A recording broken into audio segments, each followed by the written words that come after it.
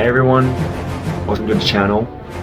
Today I'm making this little video because I wanted to break down the new movie I released, the Halloween movie. Because there's a ton of little details you may have missed that I decided to put in the movie. And let's break down the terrifying night of Montrealloween. So, we start with an intro made by Yann in 3D with music by GPXGB, Gaspar.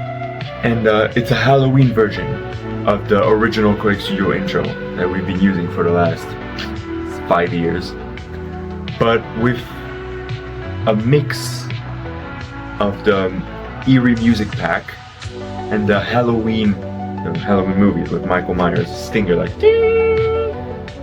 That brings us immediately in the intro scene. And this scene was actually not originally in the movie.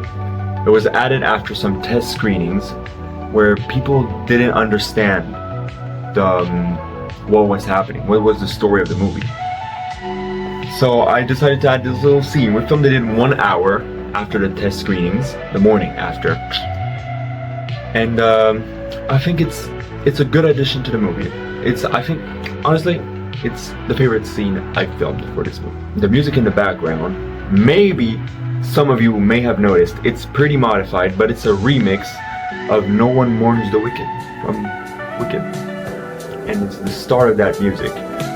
Really, really remixed to a point where you don't really recognize it, except if you listen carefully.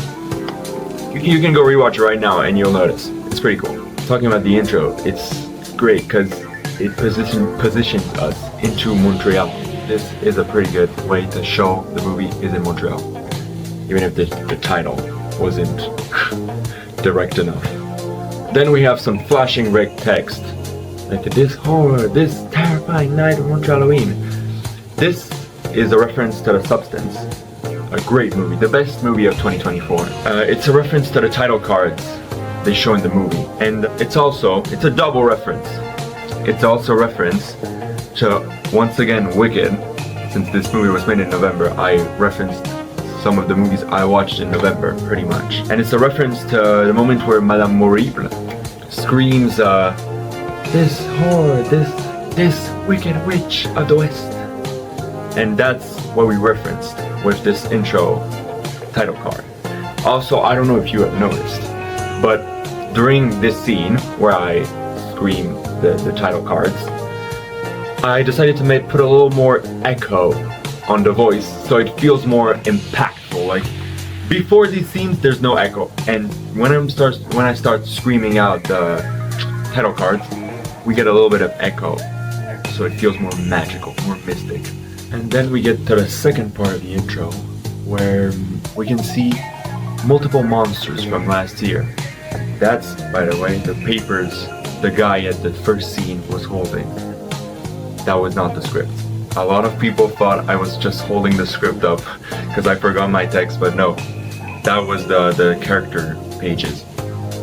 And these are actually, first of all, in movie, they're the monsters from last year's event, last year's terrifying night. But actually, they're just the Halloween costumes from me and my friends last year. So even though they're all in Paris right now, I could include them, and it was pretty cool. And it was also a little surprise because they didn't know they were included. I included some little details when you pause the movie, like the name, the monster's name, the location where they were found, the size, the powers. There's a ton of little details if you check closely, which are pretty cool. And then finally, we get into the actual story of the movie. The three main characters transforming into monsters because of the moon's glow. So, the music used is Somebody's Watching Me by Rockwell and Michael Jackson. But I was actually considering using three other songs. I originally wanted to use Thriller by Michael Jackson, but that was a bit too like on the nose. There's a ton of Halloween movies that already use that song. The original clip is already fully Halloween. The music is a Halloween music. It's really good, but maybe already used too much. The second choice I had was another Michael Jackson movie, Ghosts, which is a great song, but maybe a bit too calm. My final pick was West End Girls by the Pet Shop Boys, which is another great song, but in the end, I chose Somebody's Watching Me, because it's just perfect for a Halloween movie. I don't know, there's something about it that screams Halloween. It gives off this Halloween vibe. It's really good. Perfect pick. And I don't regret it. The other song choices were pretty good. I've tried experimenting with editing the movie with these songs. It was just better with Somebody's Watching Me. And then let's talk about the first scene in this musical sequence. The scene was filmed at the start of October when everyone was putting in the decorations. And by the way, this October month was pretty hot, so we stayed outside for a really long time searching locations, filming scenes, because the first scene was the first scene we filmed of the movie. And we went in the roads of Snowdon, which is a pretty good place in Montreal, where they had a lot of, it's suburbs. They had a lot of greatly decorated Halloween houses, as you can see in the movie. And we found some perfect houses for the first shots. And then we just filmed some decorations with Yann doing thunder with his flashlight in some of the scenes. And let's talk about this first scene. First of all, the two suits of the characters. We have me with a skeleton hoodie, which teases what happens in the end. I become a skeleton. And Yann with a fully white suit, a shiny white suit that strikes out of the night, which contrasts his final suit, which is all black at the end when he becomes a vampire. And then at one point Yann does a little wave to stop me from beating him up, and that was improvised. It was pretty fun, and we kept it in. As soon as we cut the scene, we were all laughing. It was pretty good. And the other detail about this scene is there's a cat at one point that just turns around. Pretty random detail. First of all, cats are usually related to Halloween in some way. They always hang around witches, vampires, and also because it was a cat that came to us. We were filming, the cat came to us, and we just stopped all the filming to pet the cat for 10 minutes. And so, to thank him, we included him in the movie for this little scene. Plus he's cute, so. Then we get to the watch transition, where it transitions from the watch to the moon, to the eye, to the other eye. And this was actually the first test scene. This test scene was the first scene we filmed in this room to get the proper idea of what we were doing before we filmed anything. This was done in middle to end September, and we redid it for the movie. Then we see the moon. The moon is what transforms these people into monsters, hence the title card, Beware the Moon's Glow. Then we have the first controversy of this movie. The eye transition. This actually caused a big confusion, hence why I did the intro scene to explain the story, because people thought when Yann's eye transitions into mine that he transformed into me, and that was the scene, like we transformed into each other. Thank God I made the intro scene. Then we have the seashell bracelet. We have a big shot of my hand cracking around, moving by itself. This bracelet actually replaced my usual bracelets. These bracelets. And the shell bracelet just fit the costume better. It was black and white, just like the skeleton. And shells are kind of considered skeletons, right? They're a dead part of an animal.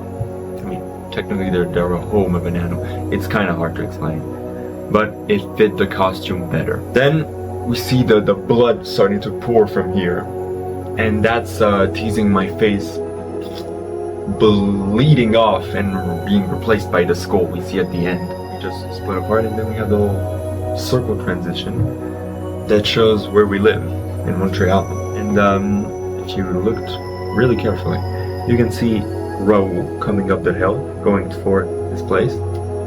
And Raoul is actually one of the guys we see at the end. Maybe you were confused about this guy at the end, but we actually see him during the movie. Then transition to the elevator doors that show the iconic Montreal skyline. Another way of telling us, yeah, we're in Montreal. And at this point, the music has a little clung, little sound. I didn't add it there. It was in the music originally. That syncs with the elevator's doors opening. And that's a pretty neat detail. Not a lot of people have caught. Then I think a lot of you got the hallway reference. It was, of course, a reference to The Shining, that iconic horror movie. And then we get to the second transformation, Inez. Inez was actually not supposed to be in the movie, not in this way. Well, let me explain. First of all, we were supposed to have another person playing this part, a guy named Malek. He had some complications and he couldn't play the role. Originally, he was supposed to be just a guy in a white t-shirt, and the bloody version had the fully bloody t-shirt. That would have been really cool. But I think the shiny dress is more eye-catching.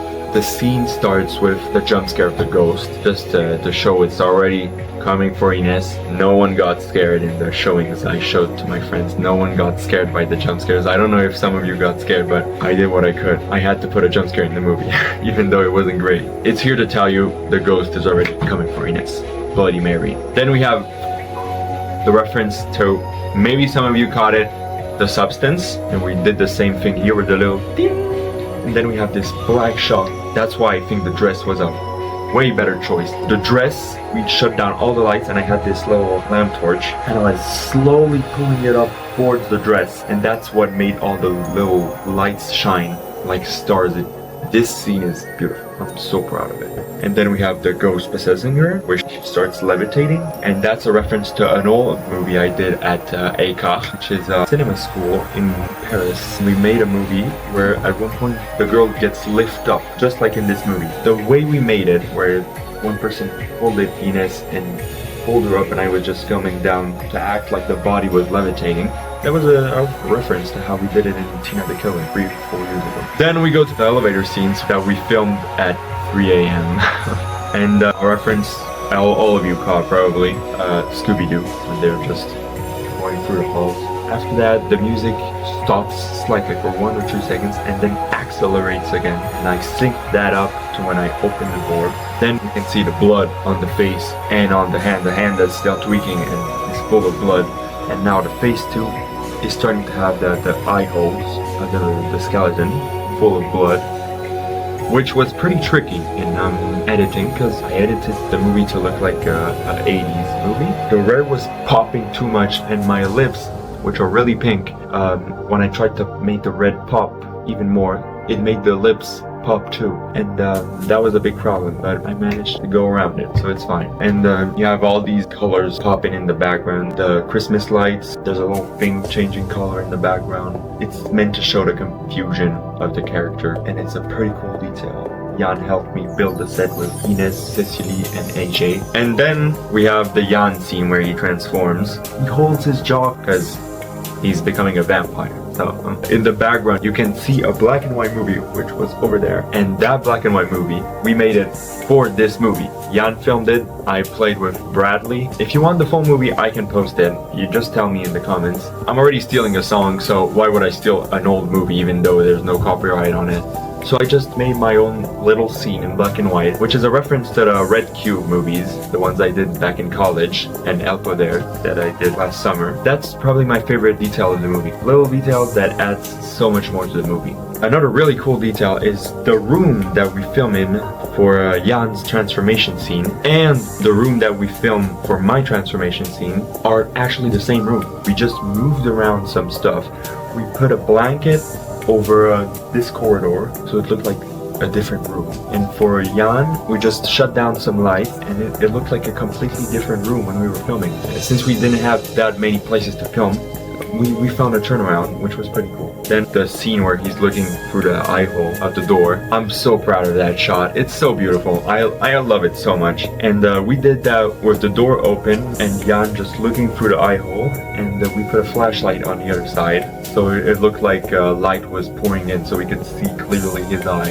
And during that whole scene, you probably have noticed, but the music is calmer. The keytar is not playing anymore. And as soon as he puts his hand down, and you can see all the blood pouring from his mouth when he's in the bathroom, the keytar starts again, like the stress comes back. We sync the movie with the music to make it perfect. Also, the scene where it's de-zooming with the mirror, that's a scene where I'm really proud. It was pretty hard because there's two mirrors actually. There's the one he's looking into, and there's the little one where we filmed us going backwards. And then there's actually a not deleted scene, deleted idea, where actually he wasn't supposed to just take off his hand and blood was pouring. He was supposed to vomit actual blood that we would have done with orange juice. He didn't want to do it, so it's fine. I understand. He's not an actor, but he played really good.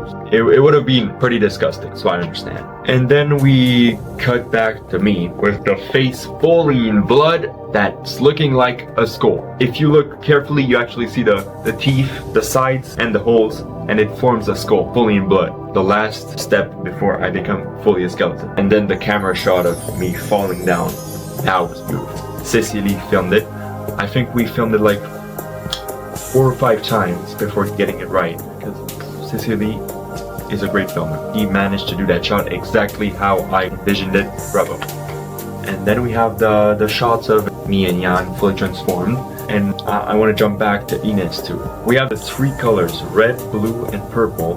Red is for me. It reflects the blood of the transformation and the pain, because red is a color used in cinema to represent pain, anger. It's here to represent pain. The pain of the blood coming out of his face and him transforming into a skeleton. Then we have Yann in blue to represent the calm after all the pain he had while his teeth were growing. Also to reflect the coldness of a vampire. And then we have the purple of Ines. And Ines has purple because purple is a weird color. Purple has its own distinct wavelength in light. It's a constructed color. It's also really rare. It's abnormal. Like, for example, there's 0 flags in the world that have the color purple, which is pretty interesting. That's why I associated it to a paranormal creature, to the ghost. And then we get to the final scene that was filmed on Halloween. The only actual scene we filmed on Halloween, which we didn't have a lot of time to film it because it was starting to rain. We see the guy from the start. We see the ghost, which is actually played by a different actress here. The first scene she was played by Cecily, and in this scene she was played by Merveille. And then we see Ines, who actually has a new costume, but I add the purple flames. She was actually dressed up as Saw, Billy from Saw, the puppet. I just put some special effects with the purple flames to show she was possessed. The costume she had kind of reminded me of Annabelle, possessed doll. And she's laughing because she's crazy, because she's possessed. And then we have the title cards at the end. The images you see on the side are actually the posters from the movie. That's it. I want to thank again everyone that worked on this movie. It was really fun. Everyone that helped me share it. We got to 450 views, which is pretty good. Imagine 440 people coming up and telling you, oh, we saw your movie. Thank you very much. And I want to thank everyone that watched it and liked it, which, if you haven't watched it, go watch it. It's pretty cool. And tell me if you want more breakdowns of my movies, the ones I'm going to release, or even just movies in general. Like and subscribe, go watch my movie, and have a great time. Bye. Subscribe.